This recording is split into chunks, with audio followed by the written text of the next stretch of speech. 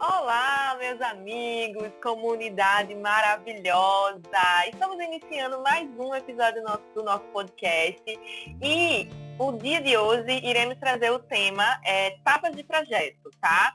Saiba o que você precisa contratar, ok? Eu sou Carol Bonner e estou aqui com o meu amigo Fernanda Araújo, pessoal, de volta na resenha aqui com vocês. Espero que gostem desse episódio, tá bem legal e tá bem... Tem várias informações, na verdade, né, que é primordial, tanto para quem é arquiteto, para quem está estudando arquitetura e para quem quer contratar um serviço de arquitetura. Então é muito bom ter noção das etapas de projeto que vamos passar para vocês agora, tá? Então fiquem ligadinhos. Isso aí, então vamos lá. Agora que a gente já apresentou o tema, Fernando, fala um pouco o que são as etapas de projeto ou a importância que ela tem aí para que o cliente ou o próprio arquiteto que está se inserindo agora no mercado de trabalho entenda como funciona esse processo até a gente entregar lá e ver a carinha feliz do cliente. Eu costumo falar para o cliente que as etapas de projeto é meio que um passo a passo.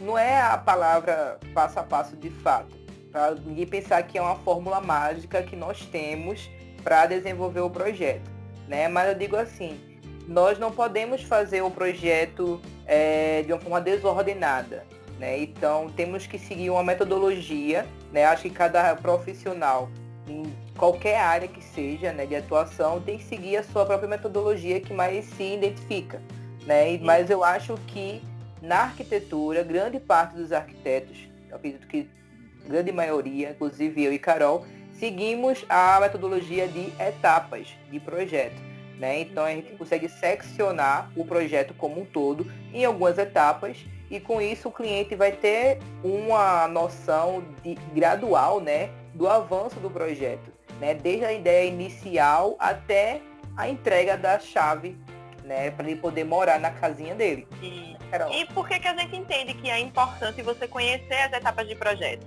Porque você não tem que contratar um projeto completo, um projeto que você chama o arquiteto hoje, ele vai entender qual é a tua necessidade e aí meses depois ele vai chegar e te entregar a chave da tua casa ou do seu apartamento totalmente decorado só para você fazer sua mudança. Não, você não precisa fazer isso. Então a gente entende que é importante você entender as etapas de projeto para que você saiba até onde você pode ir ou até onde você quer ir, caso não seja do seu interesse essa opção de um projeto completo, tá? Então, o projeto de arquitetura, ele é feito já, puxando esse nicho das etapas, ele é feito de uma hora para outra? O que é que tu acha, Fernando? Me conta aí. Fala para essa galera, na verdade. Com certeza não, Carol. Com certeza não. Muitos clientes, né, eles já vêm na intenção de dizer assim, Fernando ou Carol, eu quero um projeto para ontem, tá? Eu quero minha casa pronta já em tanto tempo. Não, gente. Infelizmente, quem não dá o prazo é o cliente. Quem dá o prazo é o arquiteto, porque ele vai saber gerir o tempo dele para desenvolver o projeto, né? Então não é feito de uma hora para outra o projeto, demanda um pouco de tempo, né? A gente, eu e Carol, quando repassar um orçamento para o cliente, a gente vai deixar bem claro, ó, vamos levar em média 2 a 3 meses para o projeto ficar dessa forma. Se você optar por essa forma, conseguimos reduzir aí algumas semanas e antecipar o projeto. Se você quiser um pouquinho mais do que isso, a gente vai poder aumentar o tempo. Então, essa jogada de conversar com o cliente sobre o que de fato ele vai ter e o tempo que ele vai levar para ter isso é muito importante sendo pontuado, né? Porque é de engraçado fato que de uma hora para outra. E é engraçado que eles acham esse prazo longo, né? A maioria das vezes quando eu chego para o cliente e digo, um projeto completo eu entrego numa média aí de 2 meses e meio, 3 meses, o povo faz, não, mas nessa data eu já queria estar dentro. Pô, então vamos se programar. Você não tem condições de a gente fazer um trabalho, um serviço de qualidade nas pressas, né? Tudo tem um tempo. Tem um tempo porque aquele projeto necessita de um tempo para ser estudado, abordado, desenvolvido. E também porque a gente não tem só aquele projeto dentro do escritório. Então a gente precisa se dedicar e organizar e planejar todo o momento para poder suprir a necessidade do cliente, atender a demanda não só do escritório, mas também do próprio cliente, né? Então, aproveitando essa coisa falando do tempo do projeto e também das etapas de projeto, outra coisa que vai influenciar muito e que é importante a gente falar aqui é qual é o tipo do projeto, né? A gente tem alguns projetos específicos que diferencia e que influencia também na escolha, na questão da determinação do tempo que vai levar. Então, se é um projeto residencial, o que é um projeto residencial? Casas, apartamentos. Se é um projeto comercial, lojas, clínicas, restaurantes, vai influenciar muito no tempo que esse projeto vai levar para ser desenvolvido, por exemplo, porque às vezes a pessoa não está tão disponível, ou demora mais, ou às vezes os encontros têm que ser dentro do espaço, e aí para isso não pode ter ninguém. Quando se trata de obra, se for obra nesses espaços comerciais, só pode acontecer sábado e domingo, sexta, sábado e domingo à noite, ou de segunda a segunda, mas à noite, então é bastante limitado, né? Além do projeto comercial, também tem os empresariais, corporativos, que são os escritórios de empresas, e também os institucionais, que são escolas, hospitais, fóruns, coisas do tipo, tá? Então, para que você entenda que o tempo do projeto e as etapas, elas também vão estar atreladas ao tipo de projeto que está sendo contratado, tá bom? Então, a gente trouxe aqui, como sempre, né, a gente faz nossos estudos e trouxemos aqui uma referência, que é da Linha Arquitetura, que ele coloca aqui. Importante dizer que cada projeto é único e, dependendo das características do mesmo, pode haver variações nessa metodologia do projeto acima. Então, tipo, o que a gente acabou de falar, o tempo e as etapas, elas vão ser determinadas a partir do tipo de projeto que você necessita, tá bom? De qual é a tua necessidade. Então, a gente está sempre frisando aqui que quem vai dizer como o projeto vai se dar é você cliente. Qual é o tipo de projeto, o que você quer, como você quer, né? O tempo a única coisa que a gente ainda vai chegar e dizer como funciona é a questão do tempo, porque realmente demanda a gente aí. Mas a ideia é que o projeto seja desenvolvido com a sua cara, porque é para você e é você quem vai conviver com aquilo. Então, como é que a gente divide um projeto de arquitetura? Fernando, fala um pouquinho aí que eu já falei muito. O que é necessário para dar início a um projeto? Na verdade é assim, né? A gente pode estar elencando, né, algumas etapas para poder começar o projeto de fato, que são as etapas preliminares, né?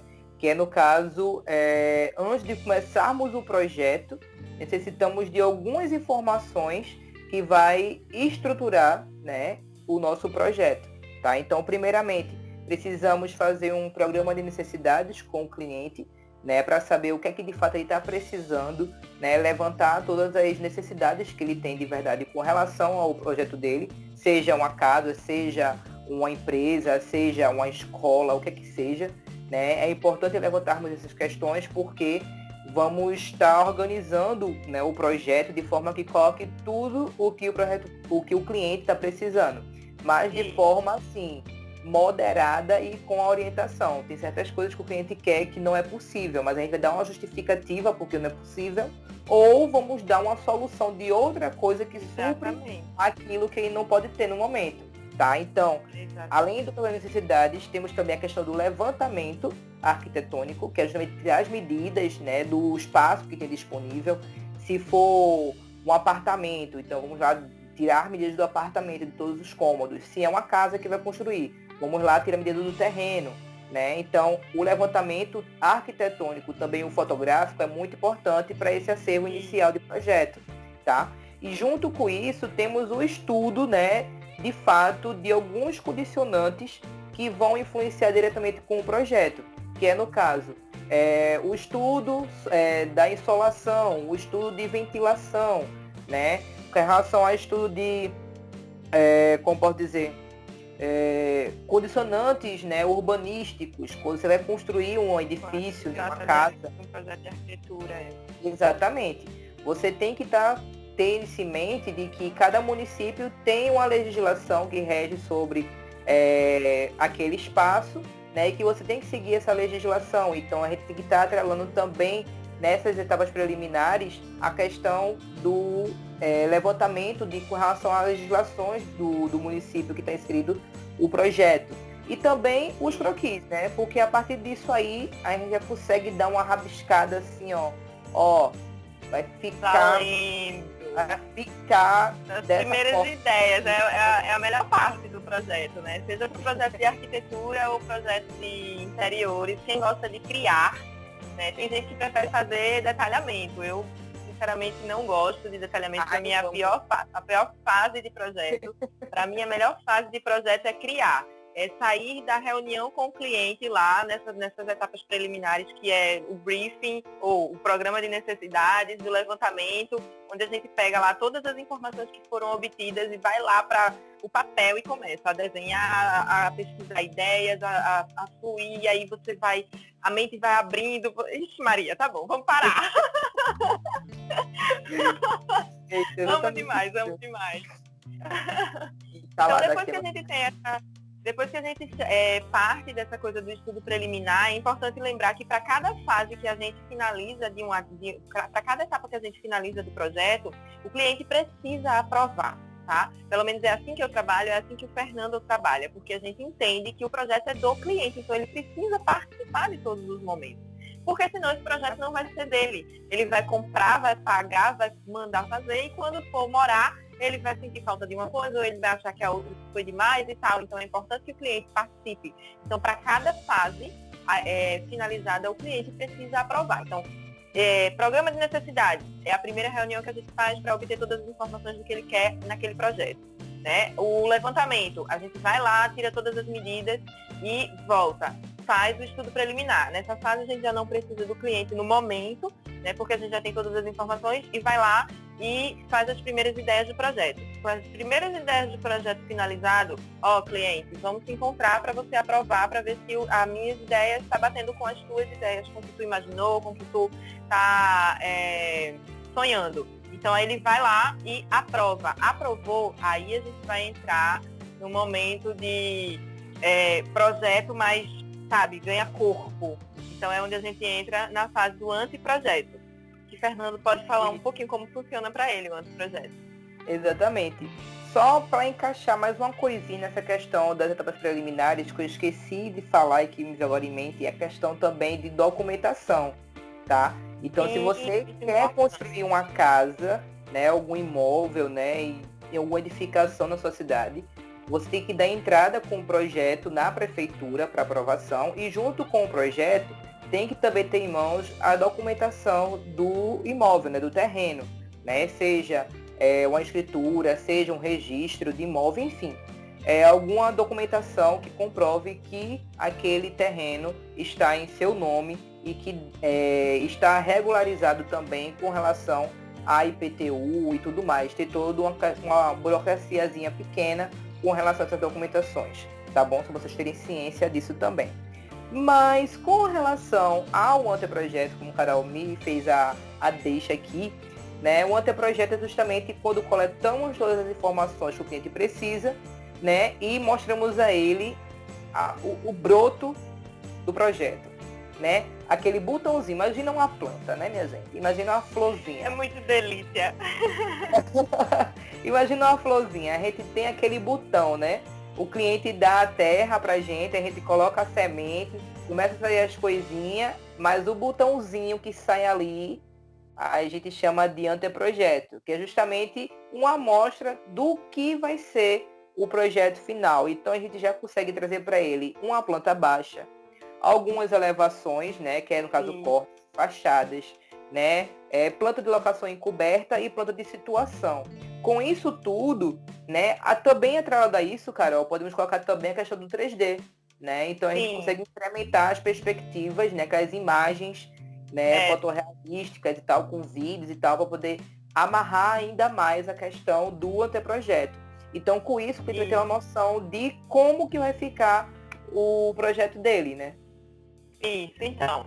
Nessa fase do anteprojeto é onde eu costumo dizer para o cliente que, você pode contratar até aqui. A gente tem aí mais etapas. Mas se você contratar até aqui, você tem uma noção de como você pode iniciar uma construção. É ideal contratar só até o anteprojeto? Não é. Por quê? Porque vai demandar tempo seu, tempo da pessoa que vai executar a obra, para definir todas as outras questões de acabamento, de pontos elétricos, pontos hidráulicos, que a gente vai chegar lá já, tá? Mas, se você chega, eu quero a casa dos meus sonhos e não tenho condições de pagar por um projeto completo. Pô, vamos fazer até o anteprojeto, então, porque você vai pegar e você vai ter planta baixa, cortes, fachadas, né, locação e coberta, que são as informações mínimas que você pode entregar para o teu mestre de obra, para o teu pedreiro, e ele vai conseguir executar aquela obra ali. Claro, quanto mais detalhado o projeto for, mais qualidade no serviço você vai ter com relação ao tempo de execução da tua obra, tá bom? Então, após o projeto... Desculpa. Vale ressaltar aí também essa questão, é que assim, como o Carol falou, o ideal não é parar no anteprojeto, porque tem outras etapas importantíssimas posteriormente. Mas o projeto, a etapa seguinte, que não sei se eu posso já colocar a etapa seguinte nesse meio. Pode, questão do projeto legal. A questão do projeto legal. Legal, minha gente, tá longe de ser um projeto assim, ó. Tá longe de ser. O ideal é que seja. O projeto legal, mas dá um trabalhinho para ser. Não é legal, exatamente. Projeto legal, projeto de prefeitura. É o projeto que vamos levar para a prefeitura poder aprovar. Tá? Então a gente chama de projeto legal. Não que seja legal diretamente, porque a gente passa muito perrengue para aprovar um projeto, muitas vezes. Talvez por contratempos da própria prefeitura. Mas enfim, todo arquiteto já passou por isso. Né? O que importa é o seguinte. Com o anteprojeto somente você vai construir, você tem que ter noção do seguinte. Você tem que, o certo, o justo, o correto é apresentar o projeto à prefeitura para esperar a aprovação e conseguir o alvará de construção para a sua obra, tá? Caso você não faça isso e dê a cara assim, não, com o anteprojeto eu consigo fazer e acontecer. Bicho, você pode fazer acontecer. Porém, né, se de repente o vizinho fofoqueiro, né, vai lá na prefeitura e diz assim, olha, meu vizinho tá fazendo aqui, ó, uma casa, um prédiozinho, que eu acho que não tá com a prefeitura envolvida, eu venho aqui só vou fazer a fofoca. A prefeitura vai lá, vai lhe multar, vai embargar a obra, vai envolver arquiteto. Embargar a obra porque não está aprovado para construção. Isso, rola todo um buruçu, tá? Não diga pra vocês que os fiscais vão ficar de porta em porta fiscalizando quem está construindo legal e ilegalmente. Não, eles não fazem. Fica, mais por se houver a denúncia, ele bate lá. Então é aquela coisa. Se você for fazer, tenha isso em mente, né? Que você tem que, né? O ideal é você, de fato, fazer a coisa correta, que é dar entrada na prefeitura com o projeto. Isso. Lembrando que isso vale para projetos de arquitetura, tá? Projetos de interiores não tem essa burocracia toda. Você vai só decorar um quarto, você não precisa aprovar na prefeitura a reforma que você vai fazer ali. Tá? Dependendo da situação, do nível de reforma que você vai fazer, aí sim você teria, por exemplo, ampliação, redução. Aí você teria que realmente pegar e aprovar novamente, ir na prefeitura para atualizar esses dados. E a diferença de um projeto legal para um projeto arquitetônico, de um projeto arquitetônico para um projeto legal é quase mínima. Na verdade, só a gente que é arquiteto mesmo que entende qual é. Porque se você pegar a planta de anteprojeto com a planta de legal, você vai achar que é a mesma coisa a questão do desenho. Mas não é, tá? O projeto legal a gente precisa adequá-lo, a gente vai adequar planta baixa, corte, fachada, locação coberta e situação. A gente vai adequar as exigências dos órgãos no qual vai ser aprovado. Então a gente vai precisar indicar lá taxa de solo natural, que não precisa indicar lá no anteprojeto. A gente vai precisar indicar coeficiente de ocupação, área construída, vai precisar indicar algumas informações aí importantes, que sem isso a gente não consegue aprovar o projeto lá na prefeitura, tá bom? Então, continuando, vamos de projeto executivo. Fernando. Passa a bola para... Então, pessoal, o executivo é a etapa de projeto onde você aprovando o anteprojeto, né, aprovando o projeto também na prefeitura, você vai poder dar início ao projeto executivo com o seu arquiteto ou com o seu cliente. Não sei com quem eu estou falando aqui, né? Podemos estar falando até com, não sei, mas enfim. O projeto executivo é justamente o projeto destinado a quem vai estar executando a sua obra. Né? Então é um projeto que vai ser destinado para pedreiros, para eletricista, para gesseiro, para pessoal de climatização, pessoal... E para quem vai gerenciar a obra, né? Caso tenha uma pessoa única que vai gerenciar a obra toda. Exatamente. E dentro dessa gama geral de obra, né? Me fala aí um pouquinho, Carol, quais as plantas que são entregues nessa etapa da um monte negativo? Veja a quinta importância do projeto executivo agora. Lá no anteprojeto a gente tem cerca de 5 pranchas, né? Então, no projeto executivo a gente tem planta de hidráulica, de pontos hidráulicos, planta de pontos elétricos, planta de forro, que é lá indicando se vai ser gesso, se vai ser lambris, se vai ser aquele outro PVC. de PVC. A gente tem planta de iluminação. Sabe aquele projeto bem massinha que você tem as luzinhas que ilumina a parede, ou você tem aquela sanca maravilhosa que cria aquele clima, ó, show de bola para você só assistir aquele filmezinho no final da noite. Então, isso aí é o projeto de iluminação, tá?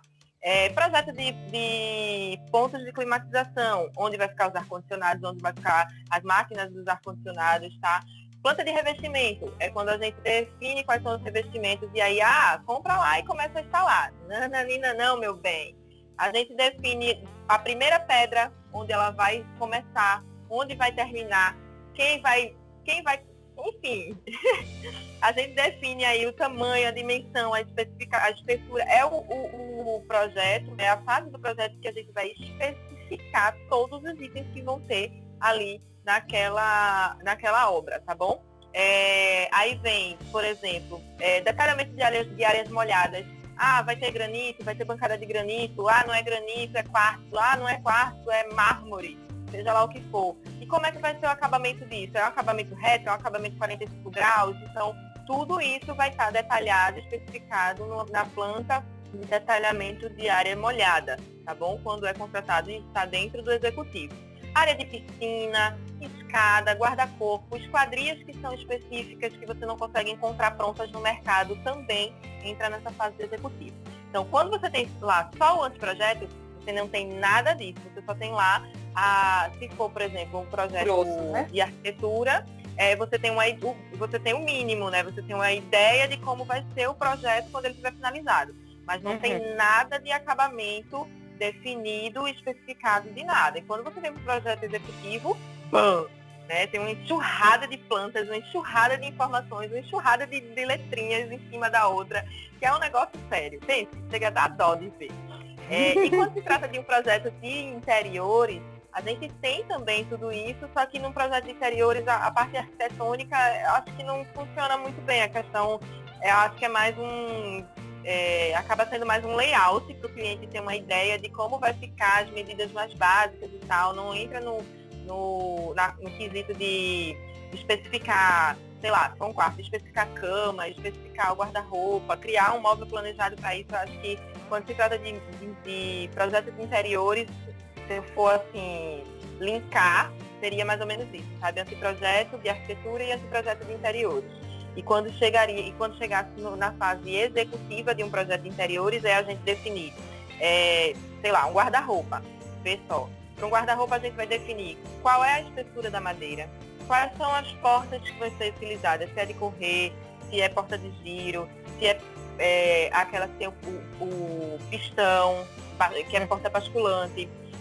Vamos escolher a cor, vamos escolher se vai ser textura, se vai ser pintado, se vai ser de laca, se vai ser, enfim, N situações. A gente vai ajudar a definir os puxadores. Então, imagine que só para o danado do guarda-roupa, a gente tem toda essa demanda aí de tempo e dedicação que a gente precisa ter junto com o cliente, porque a gente não escolhe nada só, a gente traz as sugestões e o cliente define, eu gostei mais desse. A gente especifica lá. Então, essa é a importância de um projeto executivo e por isso a gente diz para todos os clientes que chegam, né, se você tiver condições de pagar por isso, de arcar com isso, olha, a dor de cabeça que você vai evitar na sua obra, eu não consigo nem descrever aqui.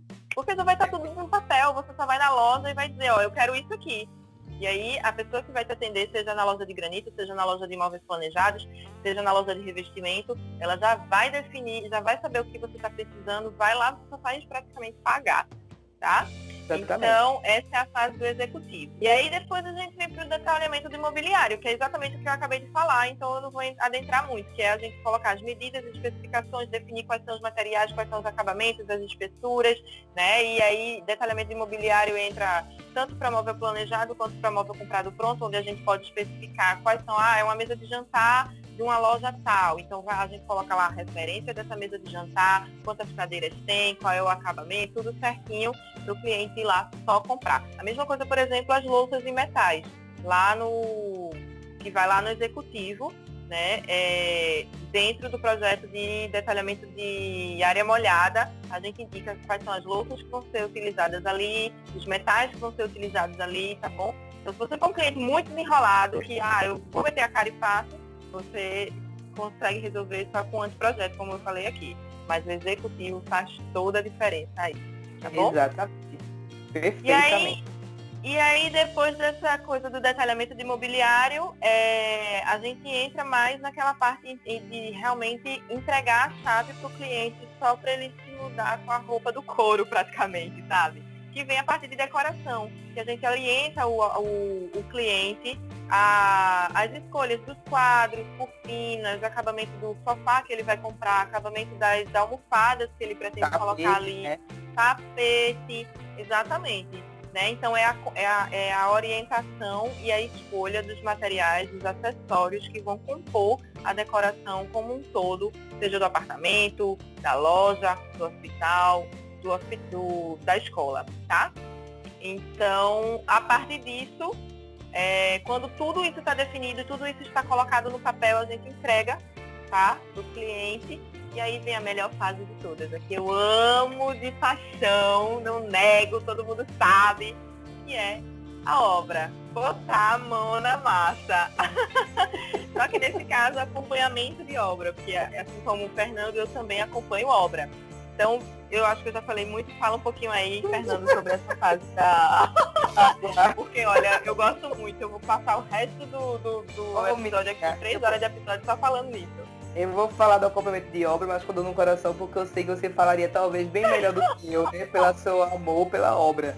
Né? Mas no geral, pessoal, assim que termina toda a questão de projeto, de fato, o tudo especificado, tudo bem executado, tudo bem pensado, né? Vamos começar a execução do projeto, né? Vamos estar lá no local para poder fiscalizar e também estar orientando quem estiver fazendo a execução da obra, né? Então, são visitas, né? O acompanhamento de obras são visitas periódicas, né? Digamos 2 vezes na semana, 1 vez na semana, 3 vezes na semana, todos os dias.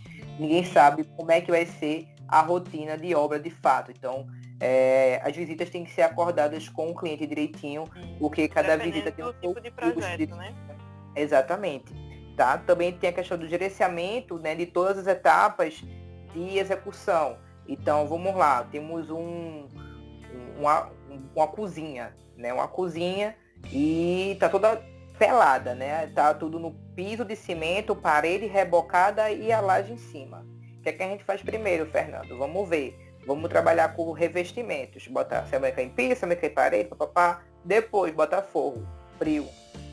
Botar forro, a questão de bancada. Né? Depois da bancada, vem instalando... Desculpa, eu pulei algumas etapas com relação à tubulação de água. Pulou, mas relaxa, vai dar tudo certo. Sim, considera que na hora do acompanhamento do gerenciamento, a gente não pula etapas não, hein? Exatamente. Aí o que acontece? Depois que botar a bancada, vem com o armário, para poder colocar o móvel planejado. E por fim, vem com os eletrodomésticos da cozinha, para poder fazer, digamos, o fechamento geral do ambiente, né? Então, o acompanhamento, no caso do arquiteto, tanto o arquiteto como o engenheiro também pode ser feito isso. Quem assistiu o outro episódio com o nosso amigo Almir, né, consegue saber disso, que tanto engenheiro como arquiteto pode fazer esse acompanhamento de obra. Tá? Vai lá, que tá muito bom. Exatamente. E também conseguimos garantir que tudo seja feito de acordo com o que foi pensado no projeto, né? Porque assim, muitas vezes a gente passa tanto tempo, né, pensando, por exemplo, como eu falei no início do episódio, levamos 2, 3, 4 meses com um projeto para poder estar tudo perfeito em mãos. E muitas vezes uma pessoa que vai executar lá na obra, do nada, tipo, assim fica melhor. Não diz isso não, do nada. Não diz isso. E vai querer mudar o projeto. Fica na tua, benção. Fica na tua. Você passou 4 meses, 3 meses pensando em algo, desenvolvendo algo, né? E se dedicando a algo para chegar alguém lá na obra, né? Seja até mesmo um cliente. Muitas vezes o cliente, na hora H, na obra, dá uma de louco e dizer, não, quero mudar a cor dessa parede aqui. No projeto tá verde, mas eu quero a rosa agora. Mas foi o rosa, vai ficar orbitário. A parede toda. Tá ligado? Exatamente, entendeu? Aí, tipo, são coisas que o arquiteto lá presente vai garantir que o projeto siga à risca do que está acordado com o cliente, né, Carol? Então, contando um pouco da minha experiência, aconteceu algo parecido com isso aí que você abordou agora, Fernando. Numa obra minha que eu fiz, junto com, na época eu era sócia ainda dos meninos do 3+. E aí, o que rolou? O cliente contratou a gente para fazer o projeto e para acompanhar a obra. Só que o cliente também tinha contratado um engenheiro para aprovar e garantir que a reforma que a gente queria fazer não ia comprometer a estrutura do local. Era um apartamento caixão, todas as paredes eram estruturais e a gente queria deslocar algumas paredes e tal. Então, o cliente contratou arquiteto, contratou engenheiro e a gente acompanhou lá a obra e tudo nos conformes. O engenheiro chegou e disse, para vocês deslocarem essa parede, tirar ela daqui e colocar ela nesse lugar, quando vocês forem fazer isso, vocês têm que usar tal tijolo. Era o tijolo cimentício, tá? O bloco de cimento. A gente chegou para o cliente e isso estava especificado no laudo técnico que o cliente pagou para o engenheiro fazer. Aí a gente chegou para o cliente, a gente precisa que você compre esse tijolo para poder fazer isso aqui. Então vamos lá. E tinha quem na obra? Seu Bill. Aí o cliente foi lá, pegou a grana, entregou para seu Bill e o Bill, o Zé, seja lá como você quiser chamar, tá? Era um pedreiro. Ele chegou e comprou, ao invés dele comprar o material, o tijolo cimentício, a placa, o bloco cimentício bloco de cimento que o engenheiro mandou usar, não. Ele comprou o tijolo cerâmico para fazer o serviço. Quando a gente chega lá na semana final, sei lá, a gente chegou para ele, compra isso. Aí ele foi lá para comprar e a gente foi embora. Na semana seguinte, quando a gente chegou na obra para visitar de novo, estava lá as paredes que eram para estar com blocos de cimento, estavam com os blocos de cerâmica, que é o tijolo vermelhinho, tradicional que todo mundo já conhece. E aí eu botei a mão na cabeça e disse, caramba, eu não acredito. Isso já tinha uma parede inteira levantada e a outra parede estava na metade. E ele achando o máximo que ele estava fazendo. Aí eu cheguei na obra e meu sócio na época olhou para mim e fez, e agora? Vamos fazer o quê? Aí eu disse, fazer o quê? Eu lembro como se fosse ontem. Ele vai derrubar e ainda vai falar com o cliente que ele comprou o material errado, que ele instalou o material errado, que ele teve que derrubar e que ele vai ter que fazer tudo de novo do zero. Tu vai dizer mesmo, eu disse, vê só, o cliente contratou um arquiteto, contratou um engenheiro para garantir que a obra iria ser executada com segurança e com a qualidade que foi determinado no projeto. Aí a gente chega aqui e o cara vai dizer que não. E aí quando eu cheguei, que fui conversar com ele, óbvio, toda fofinha, maravilhosa, né? Arquiteta Lady, não desci do salto. Cheguei e disse, o que aconteceu aqui? E aí ele chegou e disse, não, porque eu não achei o bloco que você pediu e aí eu tô fazendo de um jeito que eu sei que vai funcionar, que vai dar certo. Eu disse, novamente eu repeti. O cliente pagou por um arquiteto para acompanhar a obra, pagou por um engenheiro para definir qual era o material e você chegou e fez diferente. E a gente já tinha te dito que se você não entrasse em contato, porque a gente tem alguns fornecedores, a gente ia te dizer onde encontrar e se você não tivesse condições de buscar, o cliente ia buscar, a gente ia buscar, mas você iria usar o material certo. Então, agora que você já fez do jeito errado, infelizmente você vai ter que demolir. Você vai ter que demolir, porque eu não vou arriscar o meu pescoço porque você acha que dessa forma é melhor. E aí ele ficou meio puto lá e, né, ficou tão puto que nem trabalhou o resto do dia todo. Eu disse, eu não posso fazer nada agora. A única coisa que eu vou precisar fazer realmente é reportar para o cliente. Então, eu liguei para o cliente e disse, aconteceu isso, ele comprou o material errado, está no laudo técnico que precisava ser o material X e tal, então é importante que a gente siga, porque se der alguma besteira, é o nome do engenheiro, o meu nome que vai na reta, mesmo a gente não tendo a responsabilidade porque foi o pedreiro, daqui que se prove isso, o nome da gente já está em todos os jornais. Então, para a gente evitar, temos que demolir. E aí o cliente ficou puto porque ele resolveu dessa forma, né? E aí, o que acontece? O que eu quero dizer com isso? Se o cliente não tivesse contratado o acompanhamento de obra, aquele pedreiro ia ter rebocado e emassado e pintado aquela parede.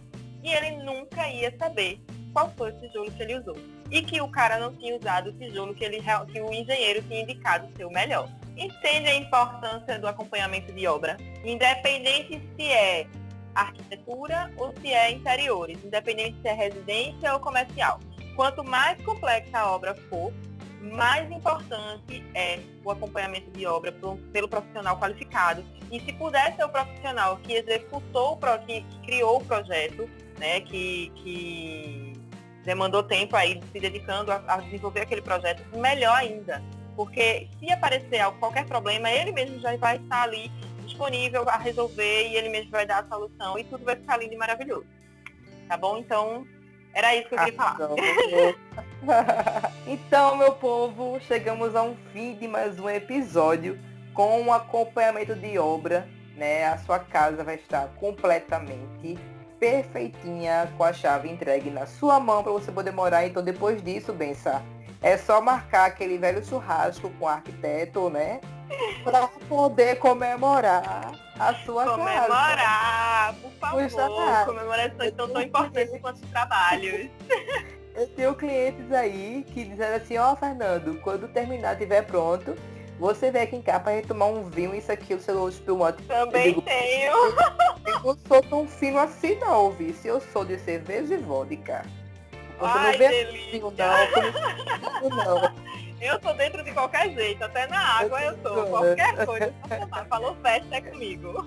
Eu tô zoando, mas enfim, o que acontece é o seguinte, terminamos aqui mais um episódio do nosso Dose Curta Art Deco. O nosso 5º episódio, vamos lá, né? São 5 momentos desses que vocês estão presentes com a gente, né? Então a gente tem mais que agradecer a vocês até agora por estarem junto com a gente, tá bom? Perfeito. Então muitíssimo obrigado, pessoal. Muitíssimo obrigado, tá? Obrigado.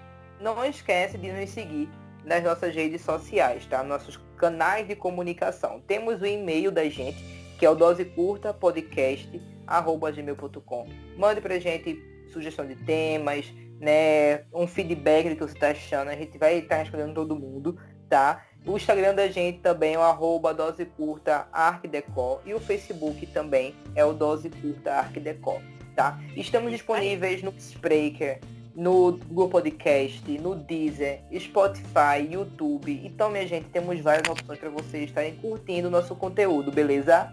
Uma coisa, se você vai assistir a gente pelo YouTube, não esquece, se inscreve no canal e deixa lá o joinha para poder a gente saber que vocês estão curtindo e que a gente está agregando valor aí ao dia a dia de vocês, tá bom? Perfeito. Grande beijo. Tchau, tchau. Tchau.